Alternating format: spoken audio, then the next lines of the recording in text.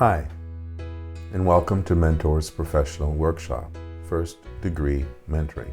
This is Module 1, The Fundamentals of Mentoring Young Adults, and you're in the second class of 13, General Anxiety in Young Adults.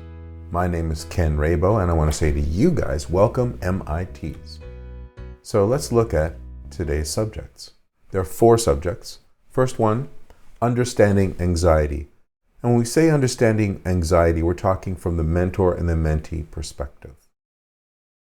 Second, there are basically 5 anxiety systems that I've seen since 2001 working with mentees that play upon them on a regular basis.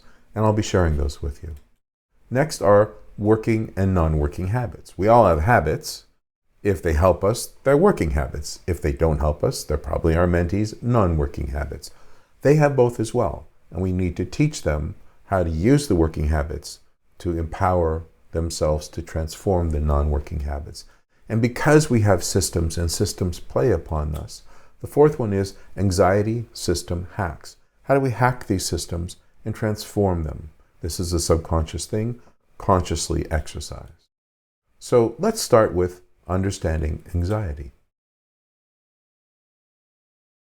There are, as I said, 5 anxiety systems. The first one is body-based anxiety, and this is where the body creates the issue. In other words, we are not in our body, we're in our head. You think that was mind-based anxiety, but that's a different thing. Body-based anxiety is when we're not in our body, and think about it. These people spend their times on screens. Well, what are we doing right now? They spend their times on screens. They are not in the physical world. And they're on games, on their handhelds, right? And so they are always in their heads, not in their bodies. And you say, you're not grounded. Well, it's true. They're not grounded. That body-based anxiety is out-of-body-based anxiety, if you wish. Mind-based anxiety is, again, where the mind is working against them. You know, where they were taught maybe at one point, you say tough things to yourself and it's going to inspire you. And now that voice in their head is torturing them. That is mind-based anxiety, where the thoughts in the mind actually stop them from doing almost anything. This is a very interesting one. Totem-based anxiety is essentially where there is an object that creates anxiety. Could be a test, could be a paper, could be receiving letters because the last letter was someone dumping you. If anyone wrote letters, maybe email. So totem-based anxiety, we'll go into greater detail at another class, but it's very powerful. Time-based anxiety.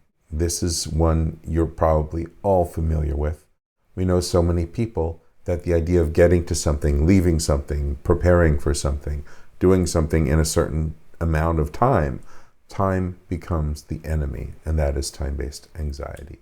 And finally, there's distance-based anxiety, which is an odd one if you think about it.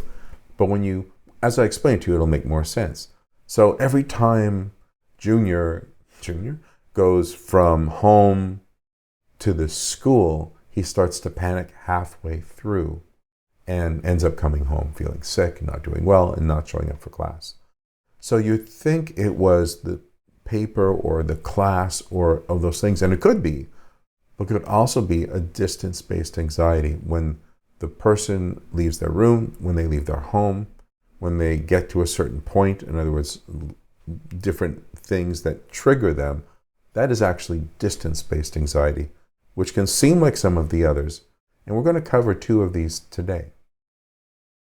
So I use Batman Takes Time Dancing as a way to remember body, mind, totem, time, distance. And because totem and time are both T's, well, you know the second T is time.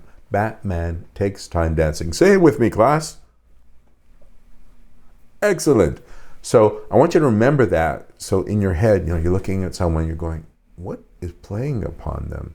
Batman takes time dancing. Yeah, I think it's a totem in this case. So it just lets you run through them. I like acronyms. Let's look at body-based anxiety.